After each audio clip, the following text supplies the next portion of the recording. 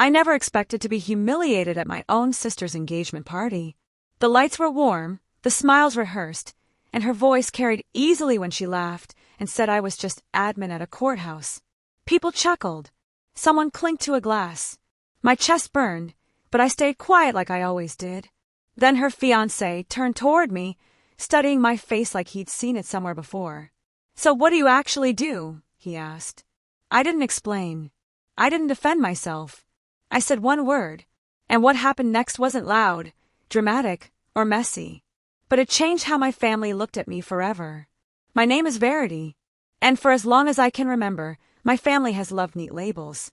The kind you can say quickly at dinner, the kind that don't invite follow-up questions. My sister Evelyn was always the impressive one. Ambitious, charismatic, the kind of person who could walk into a room and make it orbit around her. And me, I was the quiet one, the reliable one, the one who worked at the courthouse. That phrase followed me everywhere. Thanksgiving tables, birthday dinners, casual phone calls with relatives who hadn't seen me in years. "So, you're still doing admin work?" They'd ask, smiling like they were being kind. I'd nod. "Yeah, still there." And the conversation would move on.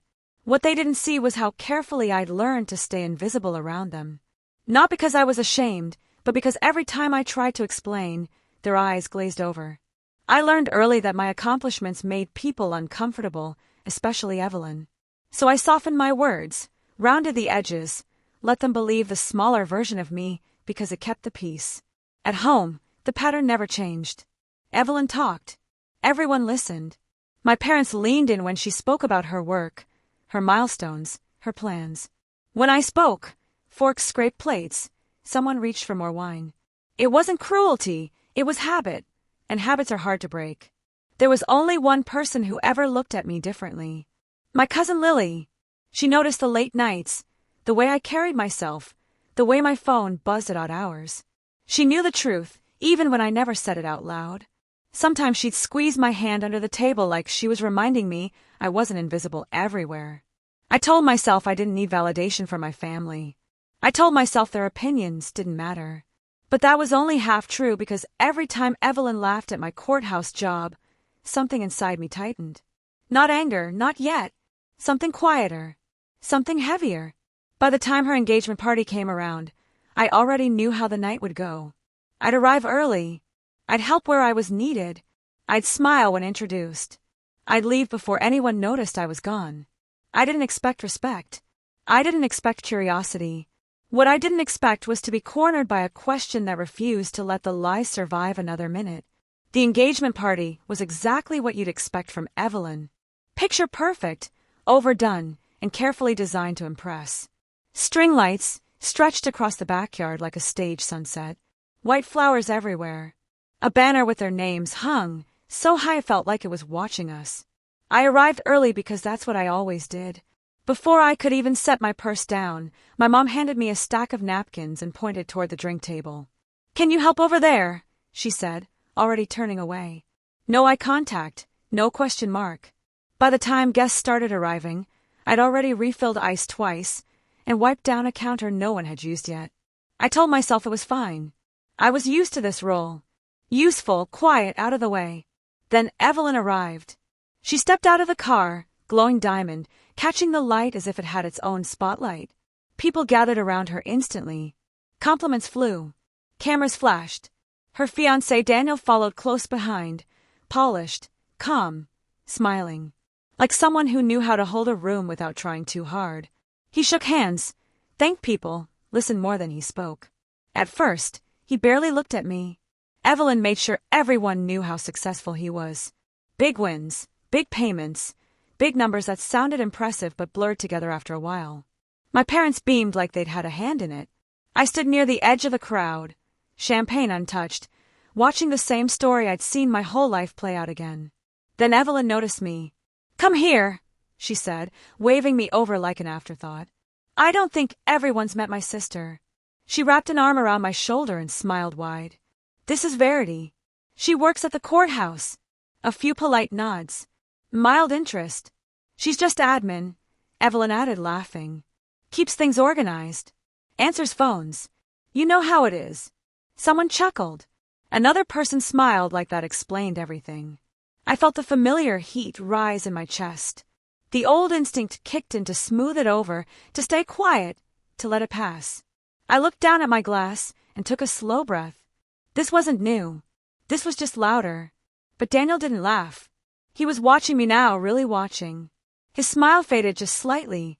His eyes searched my face like he was flipping through memories that didn't quite line up. I saw the moment of hesitation, the pause that didn't belong. Dinner was announced, and we moved to the table. I took a seat near the end, exactly where I was expected to be. Toasts were made. Evelyn soaked it all in. Then she raised her glass again. Some people argue important cases, she said, nodding toward Daniel. And some people answer phones. Right, Verity? Her eyes flicked toward me, daring me to react. That's when Daniel turned fully in his chair and looked straight at me. Wait, he said slowly.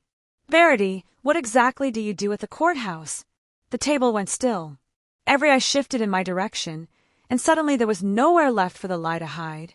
For a moment, no one spoke, not because they were being polite, but because the question didn't fit the script. It hung there awkward and exposed like a wire pulled loose from the wall. I felt every pair of eyes on me. I felt the weight of years pressing into my shoulders. I didn't answer right away. I looked down at my hands resting on the table. One thumb traced the rim of my glass. The wood beneath my fingers was cool, solid, real. I could hear the low hum of the outdoor lights, the faint clatter of dishes from the kitchen. Life continuing even as something quietly cracked open. In that pause, 1,000 small moments rushed in. Every holiday where I'd been asked to help set up. Every dinner where my work was summarized into a single word that made people comfortable. Every time I'd chosen silence because it seemed easier than watching disappointment flicker across my parents' faces. I remembered standing in my apartment late at night, shoes still on, rereading notes, preparing for another long day, knowing none of it would ever be mentioned at the table. I realized something then. I hadn't been protecting them by staying quiet. I'd been protecting the version of me they preferred, the smaller one, the one who didn't challenge anyone's pride. Across from me, Evelyn was smiling too hard. Her jaw was tight, eyes sharp, like she could sense the shift, even if she didn't understand it yet. My mother stared at her plate. My father reached for his glass and stopped halfway, unsure. Daniel was still watching me, not impatient, not mocking, just waiting. The old instinct told me to soften it, to say something vague, to keep the peace one more time. But another feeling rose up calm and steady. Not anger, not revenge, clarity. If I spoke now, the truth would land. If I stayed silent, the lie would keep living, and I would keep shrinking to make room for it. I understood then that this wasn't about embarrassing my sister or proving anything to a table full of people who had never really asked. It was about refusing to disappear anymore. I straightened slightly in my chair, set my glass down. The sound was small, but it cut through the quiet. My heartbeat slowed. The fear I'd carried for years loosened its grip just enough. I looked at Daniel first, then at my parents, then finally at Evelyn. And I knew whatever came next, there was no going back to who I'd been before this question. I didn't raise my voice. I didn't smile. I didn't explain. I said one word, judge. It landed softly, almost politely, but the effect was immediate. The air shifted, not dramatically, no gasps, no shouting, but like someone had turned off the background noise of the world. Conversations died mid-breath. Forks paused halfway to mouths. Even the string lights seemed to hum louder in the sudden quiet. For a second, no one moved. My mother's face drained of color so fast it startled me. Her lips parted, then closed again like she was searching for a sentence she'd never rehearsed. My father blinked hard, his hand tightening around his glass before setting it down carefully, as if it might shatter if he wasn't gentle. Evelyn laughed. It came out sharp and brittle. "Oh my God," she said, waving a hand. "Very funny." I didn't look at her. I kept my eyes on Daniel. He hadn't laughed. He hadn't moved at all. His expression had changed in a way I recognized instantly. Not confusion, not anger, but recognition finally snapping into place. He leaned back slowly, studying me like he was reassembling a memory piece by piece. "Judge," he repeated quietly. Then his eyes widened just a fraction. "Verity Cole," he said. "The courthouse downtown. No one breathed. You presided over my case last year, he went on. The one with the corporate dispute. I stood in front of you more than once. The silence deepened, heavy and undeniable. Evelyn's smile froze. What are you talking about? She snapped, turning toward him. She works admin. She answers phones. You've met her like twice. Daniel didn't look at her. I know what admin work looks like, he said calmly. And I know what a judge looks like. He looked back at me. You were fair, direct. You didn't grandstand. You listened. That's why I remember. My father finally found his voice. You're a judge, he asked, disbelief thick in his tone. Since when? 3 years, I said evenly. My mother shook her head, as if the word itself didn't make sense. But you said you were assisting someone. I replied. At the beginning. No one ever asked after that. That was when it hit them. Not all at once, but slowly, painfully. The realization that the story they'd been repeating for years hadn't been corrected, not because it was true, but because it was convenient, because it didn't threaten the balance they were used to. Evelyn pushed her chair back slightly, eyes darting between faces. This is ridiculous, she said. You let everyone believe you were admin. Who does that? I met her gaze for the first time. I didn't lie, I said. I stopped correcting you. Her face flushed. You did this on purpose, she snapped. You waited until my engagement party to embarrass me. I shook my head. You embarrassed yourself. I answered a question you asked in front of everyone. She turned to Daniel, her voice rising. You knew. You knew she was a judge and didn't tell me. I didn't know, he said. I never connected Judge Cole to your sister. You never said her last name. You never let her speak. That landed harder than anything I could have said. Around the table, reactions rippled outward. My uncle stared at his hands, muttering something under his breath. My grandmother reached across the table and squeezed my wrist, gently like she'd been waiting for this moment longer than anyone. I always knew, she said softly. You carried yourself differently. Evelyn stood up so abruptly, her chair scraped against the stone patio, the sound slicing through the stillness. This is my night, she said, her voice shaking now. And you've ruined it. You always do this. You always find a way to make it about you. I stayed seated. I didn't say anything. I replied calmly, until you mocked me, until you reduced me to a joke in front of your fiancé and our family. That wasn't accidental. That was a choice. Her mouth opened and closed. For the first time, she didn't have a ready comeback. Daniel stood slowly. Evelyn, he said carefully. The way you spoke to her. She cut him off. Don't. You're supposed to be on my side. I'm on the side of the truth, he said. And I don't know how I missed this. How I let you talk about your own sister like that. That was the moment it broke. Not loudly, not explosively, but completely. Evelyn looked around the table and realized the orbit had shifted. The attention she'd always commanded wasn't hers anymore. No one was laughing. No one was defending her. Even my parents sat frozen, caught between the daughter they'd always praised and the one they'd never truly seen. This is unbelievable, she whispered. You think you're better than me now? I shook my head. No. I think I finally stopped pretending to be less. She stared at me for a long second, something raw and frightened flickering behind her anger. Then she turned and walked inside, heels striking the floor like punctuation marks at the end of a sentence. Daniel hesitated, looked at me. There was conflict in his eyes, but also respect. I need to talk to her, he said quietly. I nodded. After they left, the table stayed silent. Champagne went warm. Plates sat untouched. My mother finally reached for my hand. Why didn't you tell us? She asked, her voice small. I didn't pull away. Because every time I tried to be seen, I said, you looked away. No one argued with that.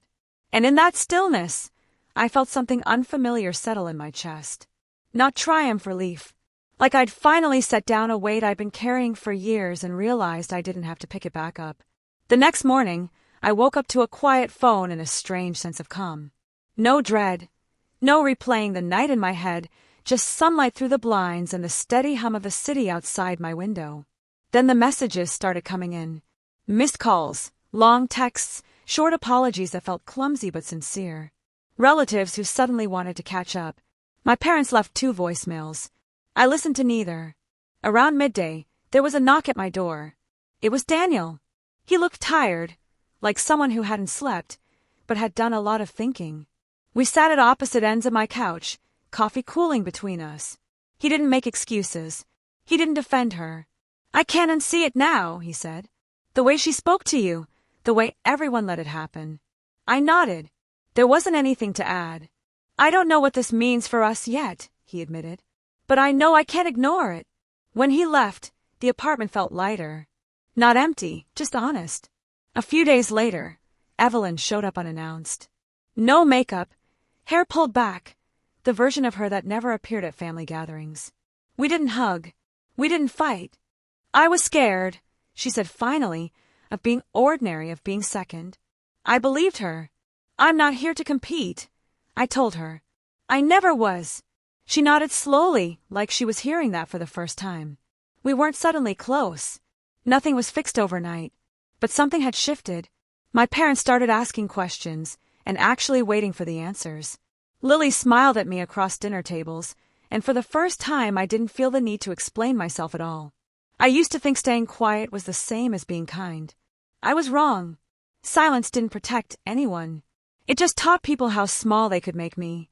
The truth is, you don't owe anyone a smaller version of yourself just to keep the peace. If you've ever been there, hiding your growth so others feel comfortable, you're not alone. Share your story in the comments. And if this resonated with you, hit subscribe. You deserve to be seen. Subscribe my channel.